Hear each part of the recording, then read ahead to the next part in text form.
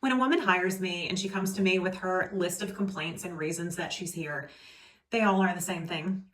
They have brain fog, they have low energy, they don't understand who hijacked their metabolism, they have lack of sexual desire, they are starting to see their body shift and change in so many ways. And one of the first questions that I get asked is, Lauren, is this my hormones or is this my calories and my lifestyle?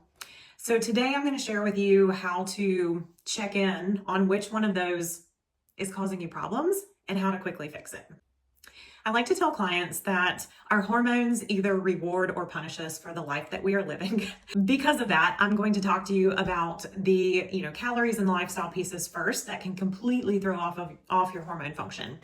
So there are some things that matter. If you are baking a cake, for example, if you forget to put flour in, or if you don't even follow the directions, you can't be too upset about what comes out of the oven, right? And so our life and our lifestyle pieces and our choices that we make each and every day dictate how our hormones have the opportunity to perform. Here's the quick checklist.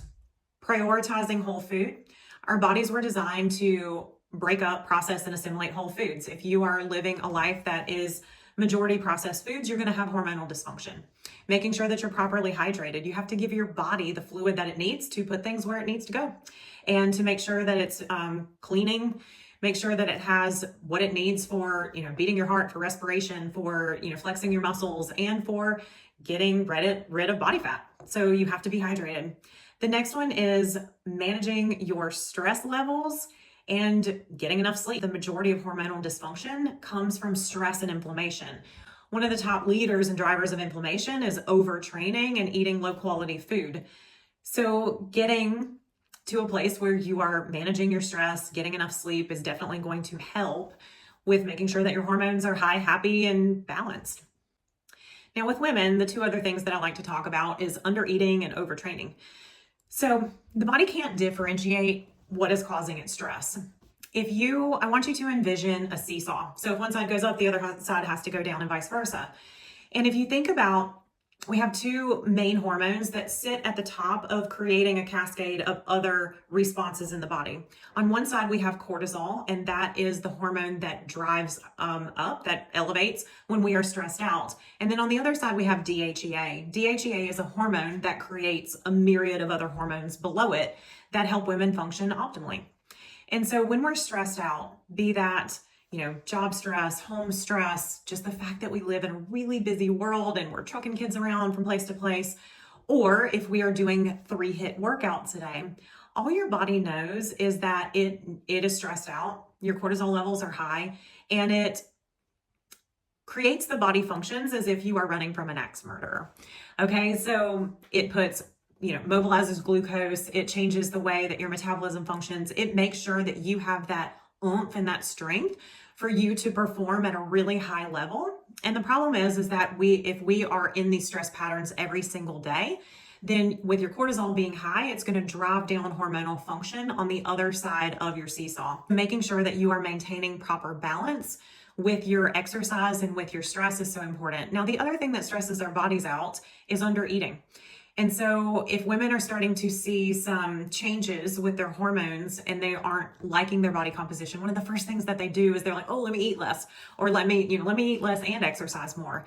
The female body, we have to have a certain amount of calories for function. When we get into a deficit for a long period of time, we end up in an HPA axis dysfunction. So our hypothalamus, pituitary, adrenal gland function becomes compromised. And so that is a protective mechanism that is created by your body to help keep you alive. If it thinks that you're trucking through the desert, running from the axe murderer, it's going to say, hey, thyroid, slow down. We have to make sure that we have enough body fat so that she can, as a female, sustain life on the planet and prioritize, her having a menstrual cycle and cycling well and healthy. So we see a decrease in metabolism when we are over exercising and under eating. If you're listening to these things and you're like, okay, Lauren, over here on the lifestyle pieces, I'm crushing it. I have all these things in place. Then that's when we actually look at the hormones. Now, before we shift to the hormones, I'm going to talk about, if I just name this list and you're like, man, I'm guilty, how long should I expect for this to be fixed? Everybody's different. And so what we have to understand is that our body knows how to be well. It knows how to be in homeostasis. You just have to give it the things that it needs. So at a low end, we can see improvement in 7 days. I mean, I run a 7-day challenge. It's amazing what my women say to me after 7 days of being in our group, what they're seeing as far as shifts and changes in their body and function. But if you've been offline for a while, then I would give yourself probably 2 months to assess, okay, do I still feel like I have major dysfunction? And that's when we move to the hormone side of things. If you are working with a practitioner to try to iron out, is this my hormones, and what do we have to do about them? If you're entering perimenopause and you're someone who's interested in hormone replacement therapy, or just supporting your body to be more balanced, maybe you have a family history of hyperthyroidism and you feel like maybe you need to start looking at these things. So if you are a cycling female and you have a 28-day cycle, you want to make sure that your practitioner is drawing labs between day 19 and 21 of your cycle. And that's because we want to see that estrogen and progesterone ratio. We want to see a 10 to 1 ratio with estrogen and progesterone. Estrogen being the 10, progesterone being the 1. We want to see that balance.